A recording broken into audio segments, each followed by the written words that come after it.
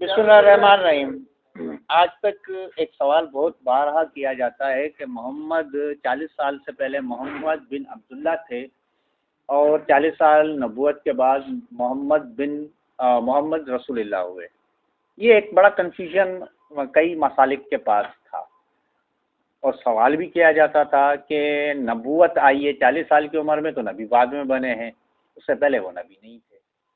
अब इस सवाल के बरेलवी हजरात और शिया हजरात करीबन एक ही अकीदा रखते हैं कि सरकार उस वक्त भी नबी थे जब आदम खाको पानी के दरमियान था, वो नबी थे।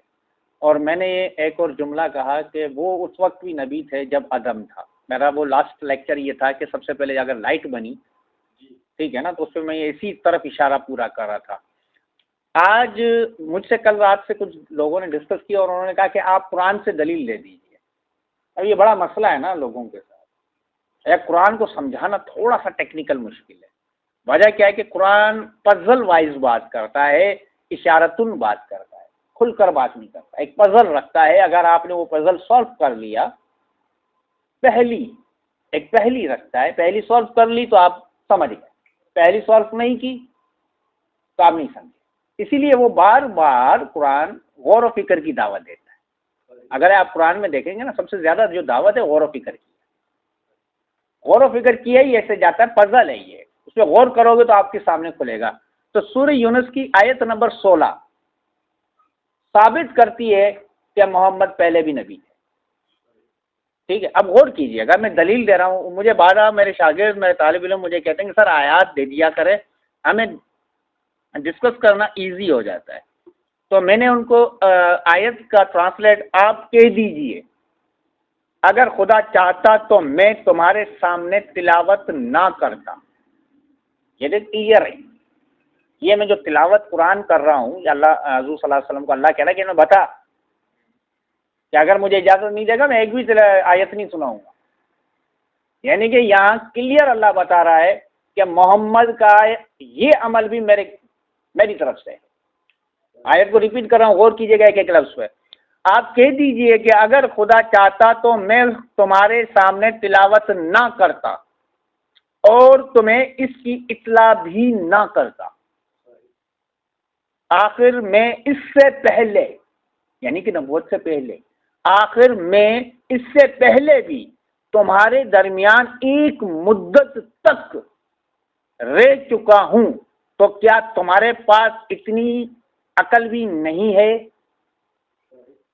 तो पजल है ये, एक मुद्दत तक रह चुका हूं, माने इस आयत से पहले एक मुद्दत तक रह चुका हूं, अब तुम्हारे पास भी इतनी अकल नहीं है।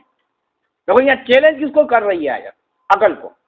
भाई आयत है सूरह यूनुस आयत नंबर 16, मैं 12 जिम्मेदारी से कह रहा हूँ, मेरे सामने खुली हुई है, मैं ट्रांसलेट का हर्फ बहर्फ पढ़ रहा हूँ, अपनी तरफ नहीं, ट्रांसलेट मैं इसलिए खुलवा लेता हूँ ताकि मेरे तालिब इल्म को क्लियर हो कि भाई सामने रखा हुआ है, क्लियर हो रहा है।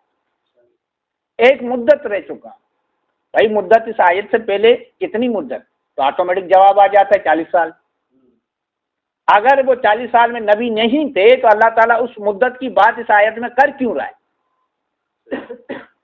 क्लियर हो गया। अब इस आयत से पहले जो 15वीं आयत है उसमें एक अजीब यही, अच्छा एक चीज है यहाँ भी एक बात कि अल्लाह ये कह रहा है कि मेरा मोहम्मद मेरी मर्जी के बगैर कुछ नहीं करता। इस आयत में एक चीज ये समझ आई, दूसरी आयत ये समझ आई कि उनकी पहली जिंदगी भी अल्लाह की मर्जी के मुताबिक थी। ये दो बातें हमें आयत नंबर 16 में समझ आती हैं। आप भले हर तरह से पढ़ लें, मैं खुद चाहता हूं कि आप इन आयतों पे गौर व फिक्र करें ताकि आपके दिमाग में रोशन हो। अच्छा, आजकल जो मसला चल रहा है ये आयत नंबर 15 में डिस्कस कर दिया गया है, आजकल चल रहा है ये मसला।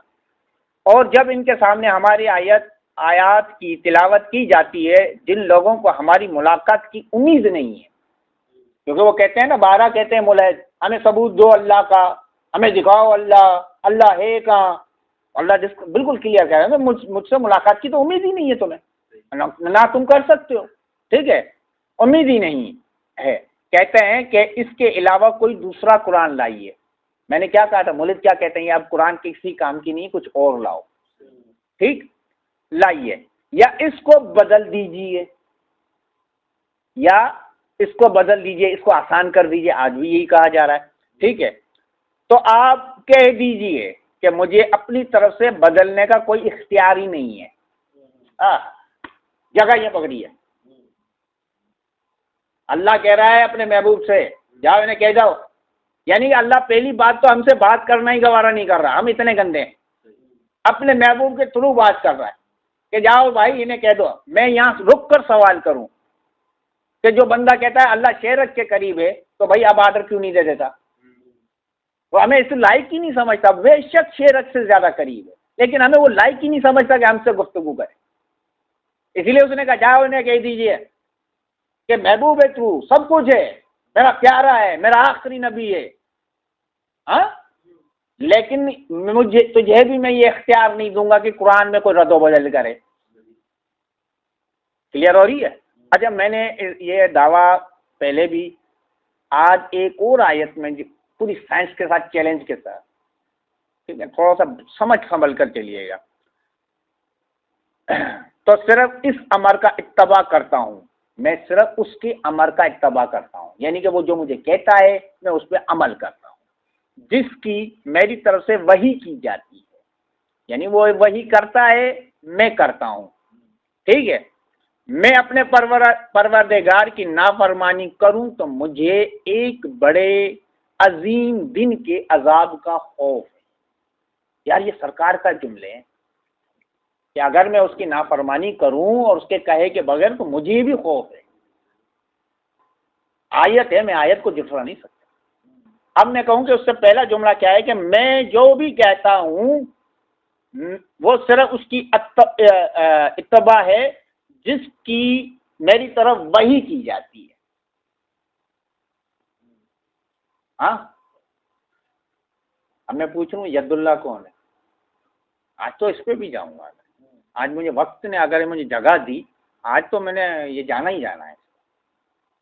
मुलीजों ने अल्लाह का पूरा जिस्म खड़ा कर दिया है, तो मैं पीछे हटूंगा क्या? मैं साबित करूंगा कि कौन क्या है। यहाँ तक क्लियर हो गया? कोई सवाल हो तो मुझसे अभी पूछ लो, ताकि आपके लिए इजी रहे। साईं क्लियर हो गया? साईं अब अगली आयत भी इससे बड़ी बड़ी इंटरेस्टिंग आयत है, सबसे इंटरेस्टिंग। भाई ये याद रखिएगा, ये कुरान जो मेरे सामने है, ये जो कुरान हमारे घरों में मौजूद है, जो मसाजिद में मौजूद है, जो इमाम बारगाहों में मौजूद है, ये एक ही है, और ये करीबन 1400 साल पुराना है। ठीक है ना? अब इसकी आयत सूरह रहद आयत नंबर 41, गौर कीजिएगा। क्या इन लोगों ने देखा कि हम किस तरह, अच्छा गौर कीजिएगा क्या फरमाते हैं अल्लाह, क्या इन लोगों ने नहीं देखा कि हम किस तरह जमीन की तरफ आकर इसकी अतराफ से कम कर देते हैं, और अल्लाह ही का हुक्म देने वाला है, कोई इसके हुक्म को टालने वाला नहीं है, और वो बहुत तेज हिसाब करने वाला है। बगैर आपको आयत स्लिम होकर निकल गई आपके जहन से, मेरे जहन से नहीं निकली। यहाँ जो है, हम किस तरह जमीन की तरफ आकर इसकी अतराफ से इससे कम कर देते हैं, मीन्स जमीन घट रही है। हाँ, 1400 साल पुरानी है भाई। कह रहे हैं, अल्लाह कह रहा है जमीन घट रही है। हाँ, यही आपका फर्ज है। किसी ने भी नहीं सोचा, मौलाना साहब अगर ये तरावियों में कुरान समझ के समझा के पढ़ते हैं ना, खुदा की कसम हर बच्चा बाहर आलिम निकलता।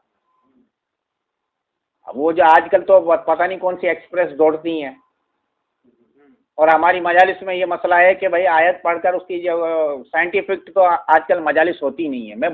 मैं मुसलसल लेक्चर साइंस पे दे रहा हूँ, मैंने बाकी टॉपिक्स को साइड पे रख दिया है फिलहाल। हालांकि तुम मेरे मिजाज जानते हो कि मैं, लेकिन इसी वजह से कि इस पे बहुत कम बोला जा रहा है, मैं ज़्यादा बोलूँ। 1997, 98, 99, 2000 एक एक्सपेरिमेंट किया गया, हबल के साथ एक डिवाइस कलेक्ट करके लगा दी गई, जो जमीन का चारों तरफ घूमकर उसको स्टडी कर रही। अभी एलन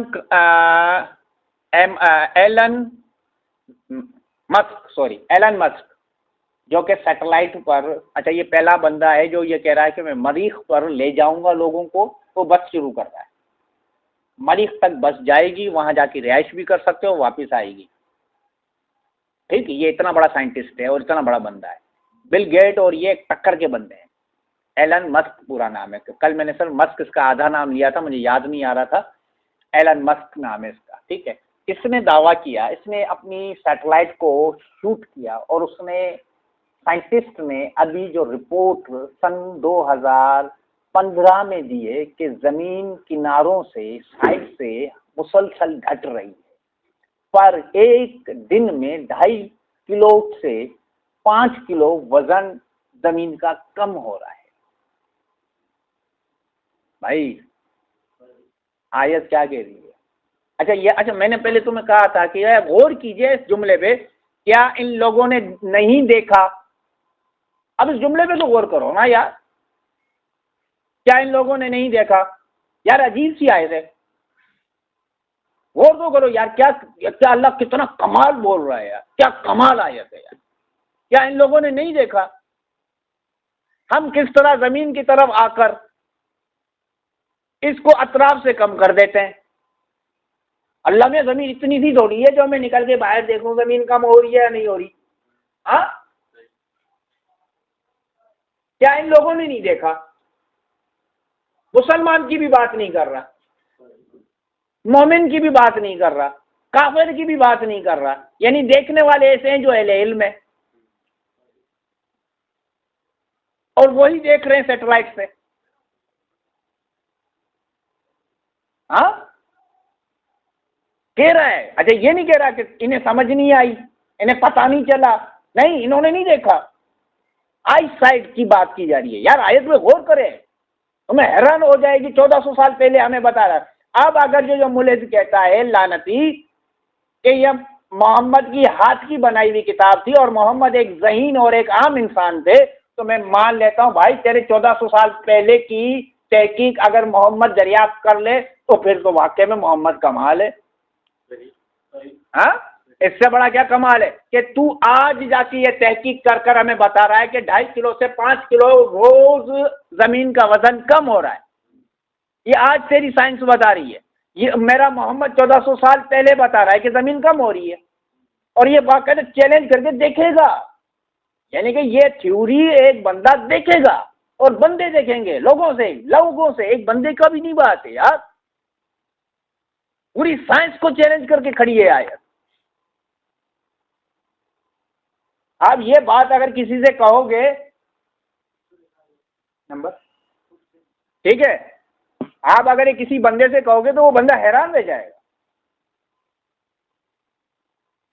कहो पढ़ो भाई, सैटेलाइट सिस्टम्स को पढ़ो, आपको पता चले। और ये सारी थ्योरीज लगी है, पूरी दुनिया हैरान है। मुझे तो आज के मुसलमान और मेरे स्पेशली, मुझे औरों से ज्यादा अपने स्टूडेंट्स पे अफसोस होता है कि जब उन्हें ये ला इल्म देखता हूं तो मुझे गुस्सा आता है। सीरियस कह रहा हूं।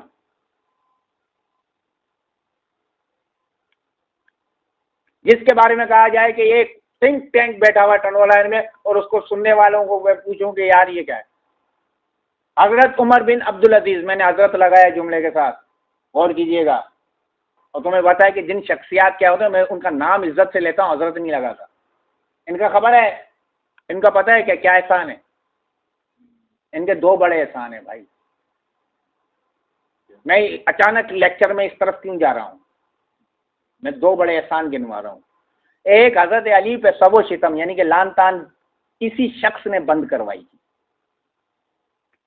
ये तारीख की तमाम कुतुब में मौजूद है, जाके अहले सुन्नत या किसी की भी पढ़ ले। इसका ये पहला एहसान है।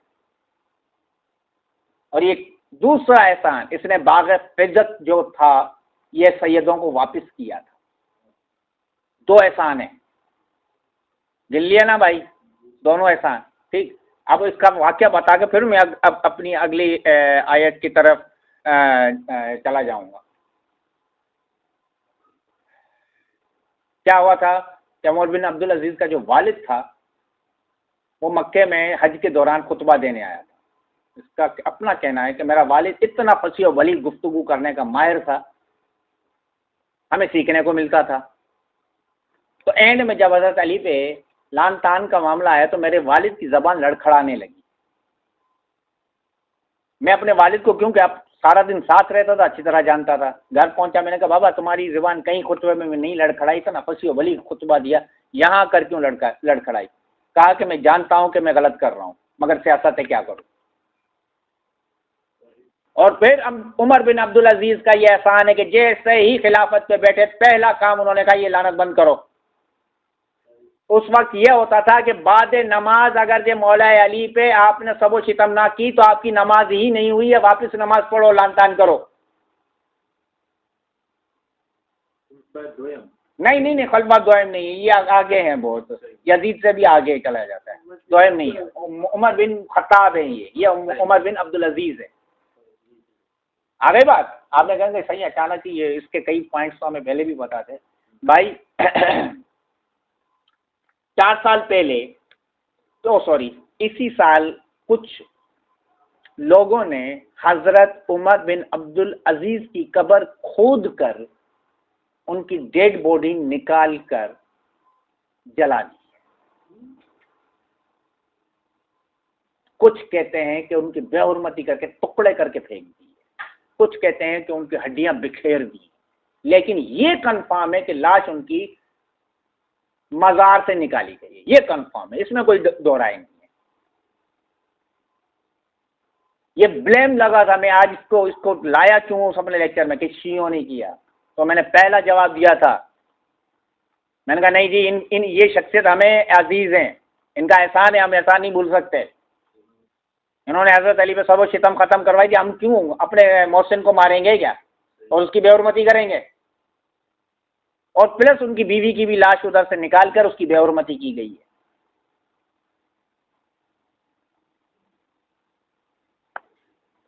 मुझे हैरत यह थी कि जब मैंने इसकी पूरे वाक़े को स्टडी किया तो मुझे पता चला फलां का कत्ल पाकिस्तान में हो गया, उसका ढंढोरा पीटा जा रहा है, सफ़ीर की बेटी, सफ़ीर की बेटी, सफ़ीर की बेटी। यहाँ उमर बिन अब्दुल अजीज की लाश मुबारक की बेहुरमती की गई है, तो आपको जू ही नहीं रेंगती। सफ़ीर की बेटी आपको पकड़ के रखनी है। ये जो सारे क्राइसिस अचानक उठे ना, तो ये किसी और खबर को दबाने के लिए ये उठाए जाते हैं। गिनती के चंद लोग थिंक टैंक्स होते हैं, वो एकदम होशियार हो जाते हैं कि ये खबर इतनी उठ क्यों रही है, अचानक कोरोना उड़ जाता है, अचानक कोई ना कोई मसला उठ जाता है, तो हमारी घंटी बजना शुरू हो जाती है, कहीं और गड़बड़ हुई है।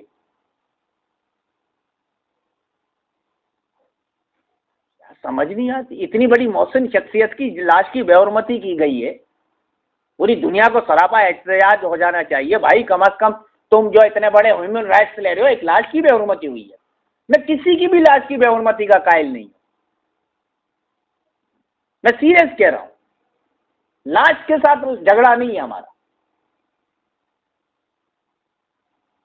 ये अब करेगा अल्लाह, जहन्नमियों को जहन्नम, जिंदा हो तो उसके साथ करो, ये कानून है मेरे मौला अली का।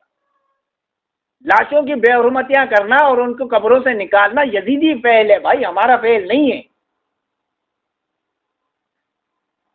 लाश की बेहुरमती करना हमारा फेल नहीं है, लाशों पे घोड़े दौड़ाना हमारा काम नहीं है, लाशों को तकलीफ देना हमारा काम नहीं है। हम आशिक रसूल है, हमें जो सिखाया गया हम उस पर कायम हैं। चाहे कितना बड़ा दुश्मन हो, उसकी लाश की बेहुरमती करने की इजाजत इस्लाम नहीं देता आपको। मैं सीरियस कह रहा हूं, पूरी जिम्मेदारी से कह रहा हूं भाई, मैं पूरी जिम्मेदारी से ये जुमला कह रहा हूं, लाश की बेहुरमती करना इस्लाम में हराम है। दलील मांग रहे हो, बता देता हूं। खंदक में कौन था? उमर बिन अब्दुल, ठीक, ललकार का नीचे आ गया था, सरकारी दो आलम की शान में गुस्ताखियां कर रहा था, मैं वो जुमले भी नहीं अदा कर सकता, मेरी जुबान जल जाए। तो सरकार ने खेमे में क्या कहा था, है कोई जो इस कुत्ते को चुप करवाए? हाँ, और वो बकवास याद करता चला जा रहा था,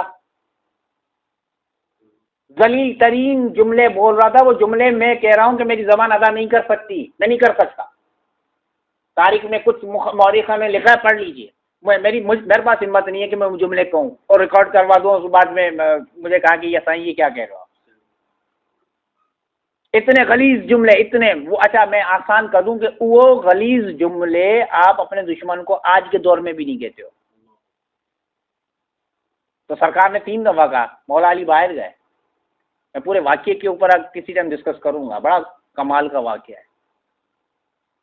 अच्छा मौला बाहर गए तो अजीब सी बात है, इतना गंदा दुश्मन है जिसके बारे में सरकार सुनकर गए हैं, आज कुल्ले ईमान कुल्ले कुफर के मुकाबले जा रहा है। जब जनाब अली तशरीफ ले जा रहे थे तो फरमान है सरकार का, आज कुल्ले ईमान कुल्ले कुफर। अच्छा कुल्ले कुफर है भाई, क्लियर रहन में रखना, ये मेरा जुमला नहीं है। मैं आयत पढ़ चुका हूँ जिस आयत में अल्लाह कहते, सरकार कहते हैं कि भाई मुझे तो सिर्फ वही कहता हूँ जो मुझे आयत कहती है, जो मुझे वही कहती है। मैं अभी आयत कोट करके आगे आया हूँ, ठीक। और वही शख्स, वही शख्सियत कहती है कि आज कुल्ले ईमान कुल्ले ईमान कुल्ले ईमान कुल्ले कुफर के मुकाबले में जाता है। मैं सिर्फ एक सवाल कर लूं, कुल्ले ईमान का अब्बा क्या होगा? कहाँ सो रहे हो बेटा?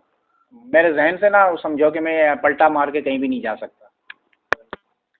कुल्ले ईमान के वालिद क्या होंगे भाई?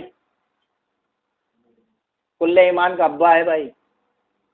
हाँ, कुल्ले ईमान का अब्बा, सोच लो। अब ये यही जुमला सोचते रहो, बड़ा मजा आएगा। मुझे बड़ा मजा आता है जब भी मैं ये जुमला सोचता हूँ, मुझे सुकून सा आ जाता है दिमाग। पता नहीं इस जुमले में है क्या चीज, मैं खुद हैरान होता हूँ। कुल्ले ईमान जा रहा है कुल्ले कुफर के मुकाबले में। भाई कुल्ले कुफर को तो बोटियां बोटियां कर दो, है ना, होना चाहिए ना। नहीं, मेरे मौला ने इखलाकियात रिसालत दिखाई है। बाहर निकल के कह रहा है कि अमर बिन अब्दुल, मैंने सुना है कि 3 शर्तें तेरे सामने रखी जाए तो तू कबूल कर लेता है। बोल रहा हाँ। मैं बाकी नहीं जा रहा हूँ, सीधा पॉइंट पे जा रहा हूँ। कहा? बोला पहला तो ऐसा कर के तू ईमान ले आ। कुल्ले ईमान का कमाल है ना, अरे कोई खौफ नहीं है भाई, ईमान मुसलमान हो जा आराम से खड़े हुए। अच्छा उसका कद ऐसे समझ लो, आज के एक लंबे कद वाले के सामने 5 साल का बच्चा खड़ा हुआ, इतना कद दराज बंदा था वो, जिसके बारे में यह कहा जाता था ऊंटनी का बच्चा एक हाथ में उठा लिया करता था। ऊंटनी का बच्चा, ये खलीफा दोइम की स्टेटमेंट है भाई, कि इतना ताकतवर है कि ऊंटनी का बच्चा एक हाथ में उठा लेता है। आप ऊंटनी के बच्चे का पाँव नहीं उठा सकते, वो पूरा बच्चा उठा लेता था। बड़े आराम से खड़े। भाई पहली शर्त ये है कि आप मुसलमान हो जाओ। बोला नहीं, ये कबूल नहीं है। अच्छा बोला दूसरी शर्त है, लौट जाओ, फड्डा ना करो, जिंदा रहो, चले जाओ। कहा नहीं, ये गैरत का तकाजा नहीं है। अगर मैं चला गया तो लोग, औरतें मुझे ताना मारेंगी कि अली के मुकाबले से चला आया। अरे बात समझ। अब तीसरी शर्त रखते हैं, मुझसे जंग कर, मुझसे जंग कर। अच्छा उसने कहा कि अच्छा। अब वो नीचे उतरा तो मौला ने कहा पहला वार तू कर, ऐसा ना हो कि तुझे हसरत रह जाए। उसने वार किया, मौला ने ढाल से रोकी, ढाल काटती हुई मौला की पेशानी तक आई, हल्का सा जख्म लगाया, खराश किया। अब मौला ने कहा कि, उसने कहा अमर बिन अब्दुल ने कि अब तू वार कर। तो मौला ने मुस्कुरा कर कहा मैंने वार कर दिया। जुमला यही लिखा हुआ है भाई। वो वार करके तलवार उसने अंदर रखी, उसने मौला से कहा कि मौला अली अब तुम वार करो। मौला ने कहा वार कर। मैंने वार कर दिया। बोला कैसे? बोला हिल कर देता हूँ। जो हिला तो आधा है लेफ्ट आधा राइट, यानी कि इतना कमाल का वार था कि उसके पूरे जिस्म से तलवार गुजर कर फिर मयान में भी चली गई थी। उसे खुद नहीं पता चला था मैं 2 हिस्सों में तकसीम हो चुका हूँ। बोल रहा है, फिर बोल कर कह रहा है कि बाबू वार कर। तो मौला कह रहे वार कर दे तो हिल कर दिखा। अच्छा फिर मौला का कमाल तो देखिए, किसी की भी गर्दन, इसी की गर्दन उतारी, गर्दन उतारी, बाकी पूरा जिस्म सेट किया है, उसके हथियार उसके साथ रखे हैं, कोई चीज़ नहीं लूटी है। ये तारीख कहती है भाई, कोई चीज़ नहीं लूटी है। उसका उमर बिन अब्दुल पूरी जिम्मेदारी से नहीं उमर बिन अब्दुल, मरहब नहीं, मरहब वो आप उसका दूसरी है, वो दूसरी चीज़ है। उमर बिन अब्दुल खंदक पढ़ ले जाके। अब गर्दन लाकर मेरे सरकार के कदमों में डाल दी। मैंने अली से हाथ जोड़कर पूछ लिया आलम ख्याल में, मौला क्यों? मौला कि मैं ये कहना चाहता हूँ कि कुल्ले कुफर हो या कोई भी हो, मेरे मोहम्मद के कदमों के नीचे है। अमल देखिए ना, अली का हर अमल मैसेज दे रहा है। लाश की बेरुमती नहीं की, ये भी देखिए। नहीं की किसी लाश के टुकड़े को, फिर सरकार ने कहा इसका सर उसके साथ लगा दो, वो जाके उधर वापस लग दिया।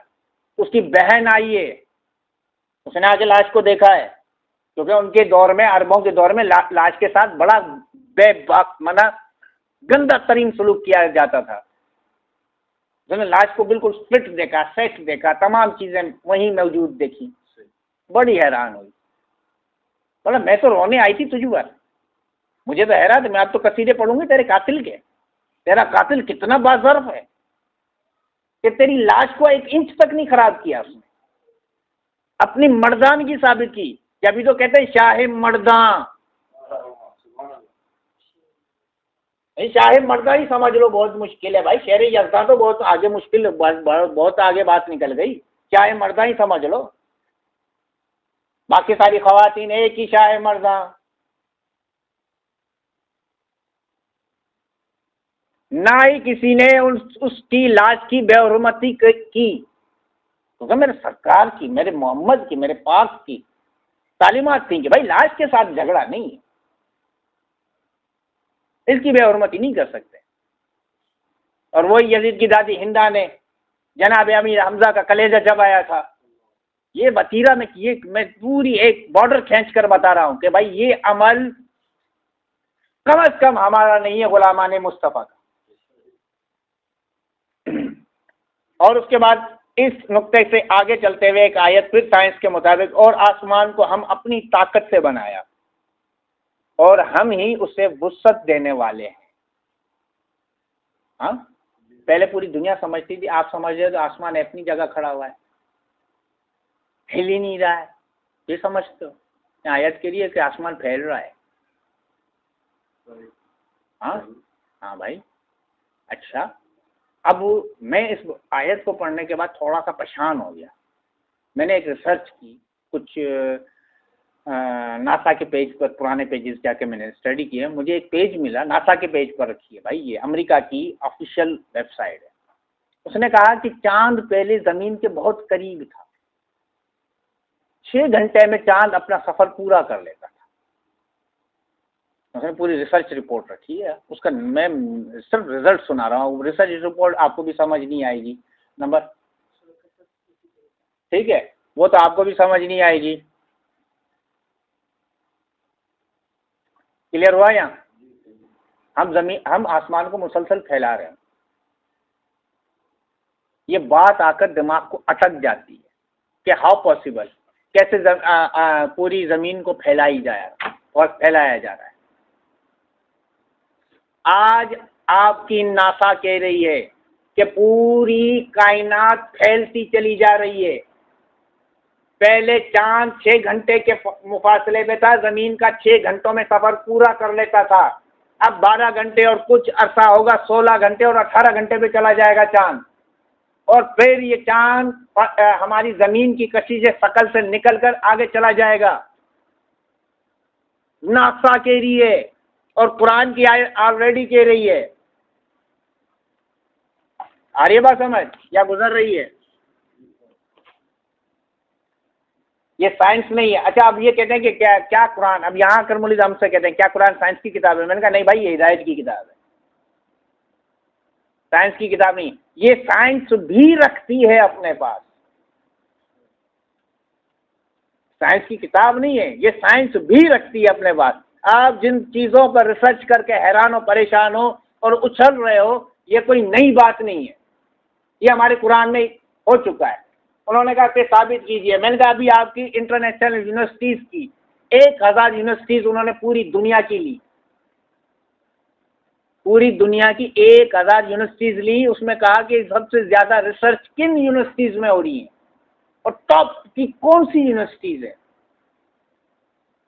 1000 यूनिवर्सिटीज़ हैं पूरी दुनिया की। आपको पता है 36 टॉप की यूनिवर्सिटी जो पहले नंबर पे आई है, और 36 की 36 ईरान की है। 36 की 36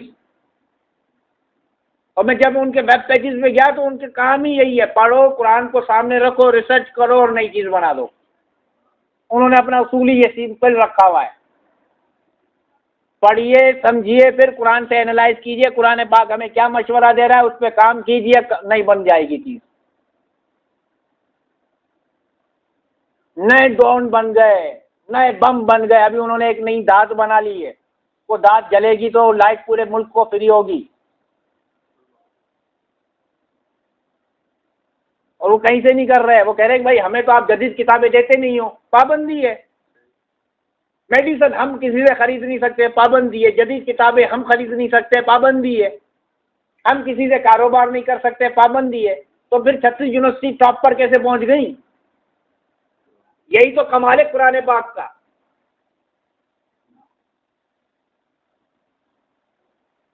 यही कमाल है ना कुरान पाक का। 36 यूनिवर्सिटीज है उसकी टोटल, 36 की 36 टॉप पर। यार अकल दंग रह गई यार। मैं रिसर्च रिपोर्ट पढ़कर हैरान था यार, 1000 यूनिवर्सिटी में 36 एंट्री करती है और आगे निकल जाती है। अच्छा ये भाई एक चीज बता दूं कि इनकी अपनी ईरानी रिसर्च रिपोर्ट नहीं है, जो आप कहेंगे सही है ईरानी रिपोर्ट होगी, कोई तो होगा। ये भाई इंटरनेशनल एजेंसी है जिसने रिसर्च की है, उसने हर यूनिवर्सिटी में गई है, वहाँ के इजादात, वहाँ के स्टूडेंट्स का इंटरव्यूज लिए है, और उन्होंने एक जुमला और लिखा था जो मैं पढ़ा, ईरानी स्टूडेंट्स अमेरिकन स्टूडेंट्स से कई हजार साल आगे हैं। 100 साल नहीं, 1000 साल आगे हैं। यही ईरान था सन 2000 में जिसको कंप्यूटर पढ़ाने में गया था मिस्टर इनायत। जो यूनिवर्सिटी में मुझे ये प्रोटोकॉल दिया गया था कि 3 बंदे मुझे मेरा टाइम देते थे, भाई इतनी इससे ज्यादा नहीं लेक्चर में बात करेगा। आज वहाँ बुखार की मेडिसिन, आप इतनी सी पेनाडोल खाते हो ना, 1.5 इंच की बुखार की मेडिसिन मुझे दी थी, मुझे बुखार हो गया था बिस्किट की तरह। लो चबा लीजिए। मैंने इतनी बड़ी, बड़ा भाई हमारे पास जितनी तहकीक है, रिसर्च है, यही है। कितनी स्पीड से उन्होंने तरक्की की है। सिर्फ एक ही उसूल है उनके पास, कुरान है या आले मोहम्मद का फरामीन। आज वो तालीमी मैदान में हमसे आगे हैं। अब यहाँ गौर कीजिएगा, अचानक तैयब उर्दुगान का पुतला एकदम ऊपर उठा दिया गया, पूरी दुनिया में तैयब उर्दुगान। मैंने एक सवाल, मैं बड़ा सोच रहा था, मैं हैरान था कि अचानक मेरा अभी टॉपिक एक और पीस है, मुझे जनाबे भी बात करनी है आज, या हो सकता है कल करूं, लेकिन कोशिश करूंगा। क्यों उठाया गया भाई तैयब उर्दुगान ने, क्या कर दिया? अर्तगल ड्रामा एकदम हिट कैसे हो गया? क्यों नहीं सोचा? हाँ, इमरान खान स्पेशली आते हैं और कहते हैं कि अर्तगल ड्रामे को उर्दू में डबिंग करो, और अचानक पूरे पाकिस्तान में अर्तगल देखने शुरू कर देते हैं। इमरान खान ने शुरू करवाया। इमरान खान को कैसे पता चला कि तुर्की में ये ड्रामा बन रहा है? तुर्की में और भी ड्रामे बन रहे थे, उस पर क्यों नहीं गया? हाँ, इसी ड्रामे की तरफ क्यों गया? और नहीं किया आप? मुआहिदा, तुम्हारे ड्रामे का क्या मुआहिदा है भाई?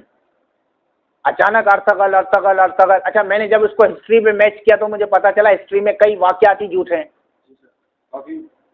99% झूठ है इसमें, टोटल फेक है। हर घर देख रहा, ओ बाबा, और तुर्की, अब उसमें आ गया तैयब उर्दुगान का नाम। हाँ बाबा, शेरों का शेर।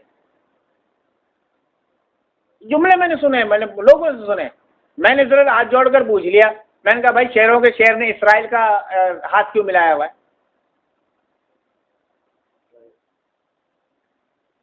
सबसे पहले इसराइल को तस्लीम किसने किया था? तुर्की ने। अब इनकार कर दे, हिम्मत कर दो। ईरान ने और पाकिस्तान ने ना कल तस्लीम किया था, ना आज, ना करेंगे हम। जब तक हम जिंदा हैं हम तो नहीं करने देंगे। इतनी तुर्क फौज इस्लाम से बड़ी सेंसियर है, तो इसराइलियों को लात मार के क्यों नहीं भगाती? हाँ, क्यों उनके साथ? अभी फलस्तीन में जो जंग चल रही थी, बड़े बयानात की हद तक तो चल रहा था। अमली कदम कोई नहीं, हम फौज उतारेंगे, पर इसराइल को समझ जाना चाहिए। ये बयानबाजी तैयब उर्दुगान क्यों कर रहा था, कभी सोचा? क्यों कर रहा था? हाँ, अकल नहीं कर रही का? मैं हैरान हूँ, मैं कहता हूँ ना, मैं अपने करीब के लोगों पे हैरान होता हूँ। दो बातों को मेरे साथ वास्ता नहीं, जो मुझे सुन रहे हैं उन्हें तो होना चाहिए। दूसरा दलील ले देता हूँ, ड्रामे के जरिए उन्होंने पूरे पाकिस्तान में तुर्की तुर्की तुर्की तुर्की तुर्की तुर्की की रट शुरू कर दी, तैयब उर्दुगान तैयब उर्दुगान। अच्छा, इसराइल कह रहा है फलस्तीन की जंग में मुझ पर सिर्फ मिसाइल ईरान से फायर हो रहे हैं। ईरान भी हमला कर रहा है, लेकिन तुर्की ने कहा हम फौज उतार देंगे। वो हमला कर रहा है, तुर्की के नाम भी फौज उतार देंगे। एक शख्सियत थी जिस शख्सियत को मस्क करने के लिए शख्सियत लाई गई इंटरनेशनल लेवल की, वो थी आगा खामेनेई, क्योंकि वो डंके की चोट पे कह रहा था इनको कहो रुक जाए, वरना मैं नहीं छोड़ूंगा। मैं मुसलमानों को, भले सुन्नी है तो सुन्नी है, फलस्तीन में एक भी शिया नहीं है भाई, बहुत मुख्तसर से बोला भाई मैं कलमा गो को कैसे छोड़ दूँ, मैं नहीं छोड़ूंगा, मैं मिसाइल मारूंगा, मैं ड्रोन भी दूंगा इनको। इसराइली फौज कह रही है कि हम पर ड्रोन जो हमला कर रहे हैं वो ईरानी है, हम पर मिसाइल जो हमला कर रहे हैं वो ईरानी है। तुर्की फौज उतारेगा, भाई कब उतरेगी ये फौज? फंस गए इसका सुनकर। सिर्फ उस इमेज को बैलेंस करने के लिए ये शख्सियत लाई गई, इसको दबाने के लिए उसको, जी, ताकि आपके दिमाग उस चीज को स्टडी ना कर सके। आपकी पूरी मीडिया तैयब उर्दुगान तैयब उर्दुगान। अरे आगा खामनेई के बयानात तो सुनिए, वो सीधे सीधे तीर मार रहा है उनको, क्यों नहीं बात कर रहे हैं? इसके सुनेंगे, इसके पीछे चल पड़ेंगे। वो तो जो हमारा टिक्कर कर रहा है ना। अच्छा, अब उसका भी एक और नताइज, बेन एंड जेरी आइसक्रीम पूरी दुनिया में सबसे ज्यादा बिकने वाली आइसक्रीम है। आपने कहा कि ये सारी क्या लेक्चर को आप इंगड़ मिंगड़ कर चला रहे हो। उसने ऐलान किया है कि जिस जिस इलाके में इसराइल होगा हम अपनी आइसक्रीम नहीं बेचेंगे। ठीक है, अब यार पहले सुन लीजिएगा, बड़ा मजेदार सी बात है। मैंने कल नेट पे सर्च करा था, मैं बड़ा हैरान था, बड़े बड़े थिंक टैंक पिट गए इस चक्कर में। ओ, इतनी एक आइसक्रीम ने इसराइल को ललकार दिया, आइसक्रीम के मालिक ने इसराइल की औकात दिखा दी, इसराइल ने केस कर दिया इंटरनेशनल में जाकर कि ये हमारी इज्जत खराब कर रहा है। बड़े भाई नारे लगे हुए थे कल। मैंने एक को कह दिया, मैंने कहा बाकियों के लिए एक बहुत अच्छा थिंक टैंक है, मैंने कहा कम से कम आपसे मुझे उम्मीद है। मैंने कहा ये पहले बता, बेन एंड जेरी जो आइसक्रीम है ये ब्रांड है किसके अंडर? जैसे आपके पास जवाब नहीं है, उसके पास भी नहीं था। मैंने कहा यार फिर रिसर्च तो कर लिया करें। ये लीवर ब्रादर्स की है। मैंने कहा लीवर ब्रादर्स कौन है? यहूदी? कहा कि अभी भी नहीं समझे। मैंने कहा सही, ये चेक एंड मेड का गेम है। उसने इसराइल की मुखालफत की है, दुनिया में उसकी सेल तो देखिए कहाँ जाके पहुंच गई। मुसलमान इस खुशी में, तूने इसराइल का मुकाबला किया, हम खाएंगे तुम्हें, हम ना छोड़ेंगे, 3 पैकेट दे भाई, हम इसराइल की सेल की कमी यहीं पूरी करेंगे। उसकी सेल कहाँ पहुंच गई? अब तुम्हारा पैसा तुम्हारे मुंह पे मारा जाएगा। तुम उछल रहे हो कि बेन एंड जेरी ने इसराइल को औकात दिखा दी, उन्होंने तुम्हारी औकात दिखा दी, तुम्हारी अकलों से खेल रहे हैं वो। चूतिया बनाया हुआ है सबको हमने भाई। 360 चैनल, बड़े बड़े हकीकत चैनल, सबसे बड़ा चैनल कहलाता है करंट अफेयर्स में बात करने, उसको मैंने कहा ये जुमला। क्या हो गया तुम्हारी अकलों को? उसकी सेल तो देखिए कहां पहुंच गई। चंद इलाकों में उसने बैंड की है, उसकी सेल उस बैंड इलाकों से ज्यादा ऊपर चली गई है। उनका कोई मतलब नहीं होता इसराइल से, उन्हें होता है माल से मतलब, वो माल कमा रहे। यार अजीब नहीं है? जुल्म नहीं है ये? मसला यहीं आ जाता है, मसला यहीं आ जाता है। जो अहले अकल है ना, और जिन तक इल्म पहुंच रहा है, वो उसको संभाल नहीं पा रहे। अभी लेटेस्ट अमेरिका ने ईरान के 36 वेब पेजेस बंद कर दिए। 36, पूरी जिम्मेदारी से कह रहा हूँ, मैंने स्टडी करके आया हूँ, पॉइंट सामने लिखा हुआ है, मैंने लिखा हुआ है। 36 वेब पेजेस बंद कर। वो इस्लाम और साइंस पे बात कर रहे हैं, पूरी दुनिया में हलचल मचा दी थी उन 36 पेजेस में कि साइंस को समझा ही इस्लाम सकता है। उनका पहला टाइटल ही रखा हुआ था। वो कह रहा है स्पेस भी हम समझाते हैं, इंसान भी हम समझाते हैं, हैवान भी हम समझाते हैं, आ जाओ। उन्होंने कहा भाई ये अपनी दुनिया लगा कर बैठे, बंद करो इनको। हाँ, आज आपसे आपकी आर्मी, मैं कल डिस्कस कर रहा था, मैं लेक्चर मैंने के लिए कह दिया था, मैं लेक्चर में यूज करूंगा ये जगह, मैं सिर्फ आज डिस्कस के लिए कह रहा हूँ। आपके तालिबान किससे डरते हैं ये पता है आपको? तालिबान से पाकिस्तानी आर्मी थोड़ी सी पीछे रहती है, ठीक। इंडियन आर्मी डरती है पाकिस्तानी आर्मी से, ठीक है। और पाकिस्तानी आर्मी भी तालिबान से टकराव नहीं लेना चाहती, लेकिन तालिबान किससे डरते हैं?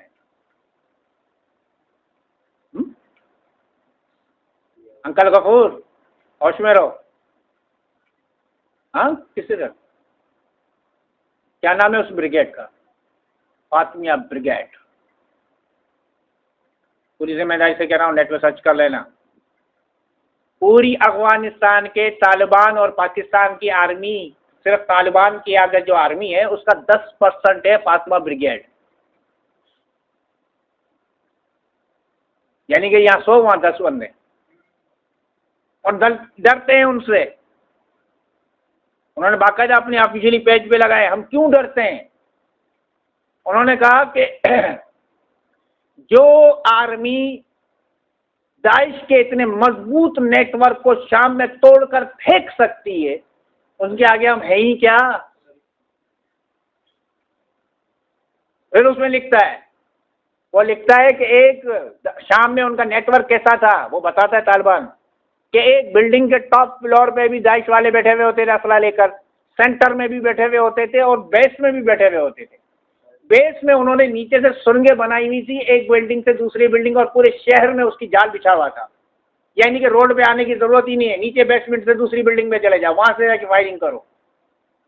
वहां जब 10% फातिमिया ब्रिगेड उतरती है तो उनके सारे धागे ऐसे तोड़कर फेंक देती है जैसे कच्चे धागे हों।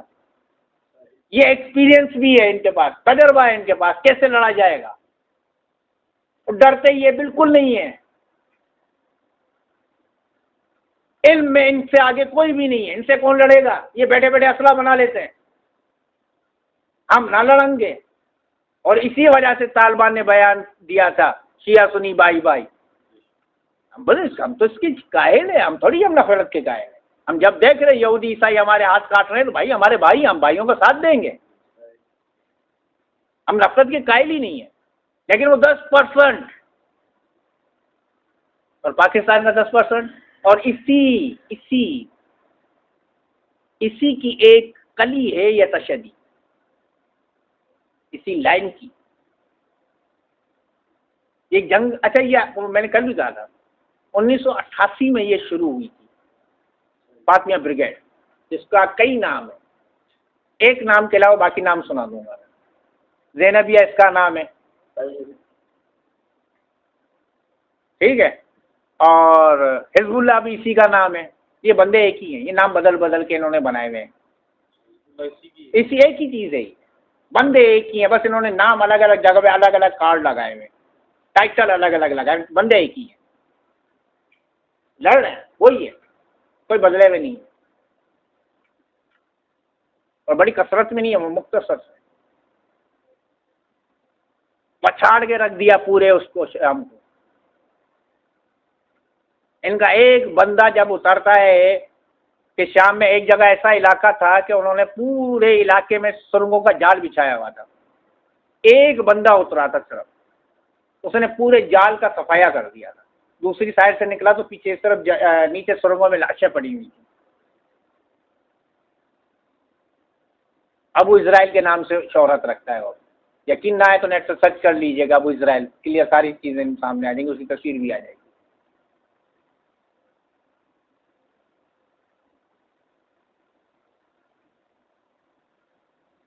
अरे ये तशद्दुद उसी की है, 1988 में ये बनी थी। या फिर 98 का एक पॉइंट ऑफ द रिकॉर्ड सुनाओ, क्योंकि फिर ये इस पे लग जाएंगे लीगल। ठीक है। ज़ियाउल हक साहब ने गिलगित बल्तिस्तान में ऑपरेशन किया था शिया मुखालिफ में, चुन चुन कर शिया बच्चे मारे। आगा खुमैनी ने ईरान से बयान दिया था कि अब अगर मेरे बच्चे को कत्ल किया तो मैं घुस कर आ जाऊंगा और तुझे बताऊंगा कि मैं क्या हूं। गिलगित बल्तिस्तान में या कश्मीर में आज भी पीपल्स पार्टी इलेक्शन क्यों जीतती है, सोचो ना।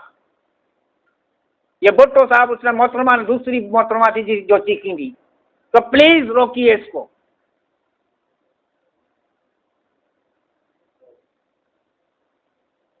और इस आर्मी में ज्यादातर यहीं से है। ये जो आए दिन आपको हजारा कम्युनिटी पे प्रॉब्लम्स क्रिएट होते हैं ना, ये हिज़्बुल्लाह, फातिमिया, ज़ैनबिया, इनको रोकने के लिए किया जाता है। सीधे और हम तुम्हारे बच्चे मारे।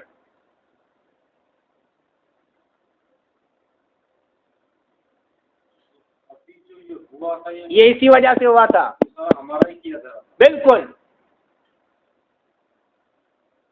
क्यों नहीं होश कर रहे, ये आपके दिमागों से खेल रहे हैं। हम 25 बंदे हैं पूरी दुनिया में, हमें घुमा दिया जाएगा, कोई मसला नहीं है हमारे। लेकिन हम ये चाहते हैं कि जो ज़्यादा से ज़्यादा इल्म आपके पास ट्रांसफ़र हो जाए, ताकि आपके सामने हकीकतें खुलते रहें। अगली बीमारी आ रही है, पूरी जिम्मेदारी से कह रहा हूँ, आ चुकी है, आ रही नहीं, आ चुकी है। मन की पक्स नाम है उसका। मैं समझ रहा था कोरोना टाइप की होगी। मैं कल मैंने इनके सामने दावा किया था, फिर मैं रात के दरमियान ही रिसर्च करता रहा। मन की पक्स,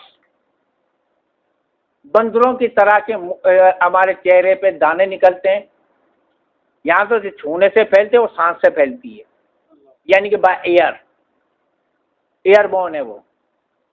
मन की पक्स का बंदा कहीं सांस ले भी रहा होगा तो उसके इर्द गिर्द वाले गए।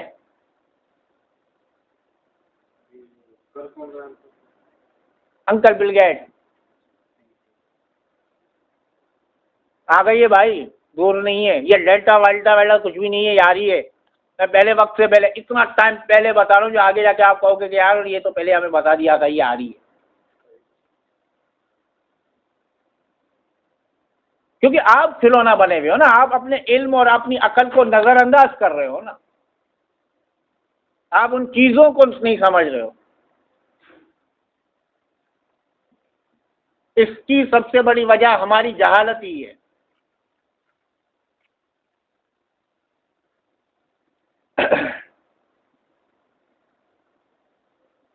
हैरत नहीं है आप लोगों को? भाई थोड़ी अकल रखो और इल्म से ताल्लुक बनाए रखो, वरना ऐसा ना हो कि आप अकेले रह जाओ। कभी पानी पे गौर किया है? पानी क्या समझाता है आपको? कभी गौर किया है? बचपन से पानी पीते आ रहे हो, हाँ, पीते आ रहे हो ना। पानी बॉयल हो रहा होता है तो पानी की हजम बड़ा हो जाता है, बड़ा हो जाता है ना बॉयल होते वक्त। हाँ, अच्छा, बॉयल होकर 4 सेंटीग्रेड के दौरान उसका हजम बढ़ा रहता है। 4 सेंटीग्रेड से पानी जैसे नीचे जाता है, पानी सिमट जाता है। ऐसा होता है कहीं? हाँ, कभी गौर किया कितना अजीब चीज है पानी? बॉयल हो रहा है, 99 पे बॉयल होता है। बॉयल होने का उस टाइम उसका टेम्परेचर चेक करोगे थर्मामीटर पे, 99 दिखेगा। 99 से 4 सेंटीग्रेड तक उसका हजम बढ़ा रहता है। 4 सेंटीग्रेड से जैसे ही नीचे जाता है, पानी सिमट जाता है। अल्लाह कह रहा है इस पानी का ही जवाब दे दो, बाकियों की तो बाद में बात करते हैं। आपको पता है कि डीप सी में चले जाएं, डीप सी माना समंदर के नीचे चले जाएं, टेम्परेचर 4 सेंटीग्रेड ही रहता है, नीचे ऊपर नहीं होता। यार अजीब नहीं है बात? डीप सी में चले जाओ भाई, नीचे गहराई में समंदर में चला जाओ, टेम्परेचर 4 सेंटीग्रेड ही रहता है, ताकि मछलियां जिंदा रहें। अल्लाह ने फिर चैलेंज किया है, तुम हो तो कर दिखाओ। मैंने एक्वेरियम में मछलियां रखी थी भाई, एक वक्त में साइंस में तजर्बे करता था, तो रोज़ डेली सलाल और साहब साफ करते थे और मुझे सुनाते थे, क्योंकि आप अगर उनके पानी को चेंज नहीं करोगे तो मर जाएंगी। क्योंकि उनका टेम्परेचर आगे पीछे हो जाता था। और उसका मैंने एक बाकायदा टेम्परेचर डिवाइस भी ले रखी थी। सर्दियों में बाकायदा मैं नीचे लगा के उसको टेम्परेचर को कंट्रोल करता था, क्या सेंटीग्रेड टेम्परेचर रहना चाहिए, कहीं ऐसा ना हो ये मछलियाँ मर जाएं। ये कौन सी कुदरत है जो समंदरों की गहराइयों में टेम्परेचर काबू रखती है? वही अल्लाह है।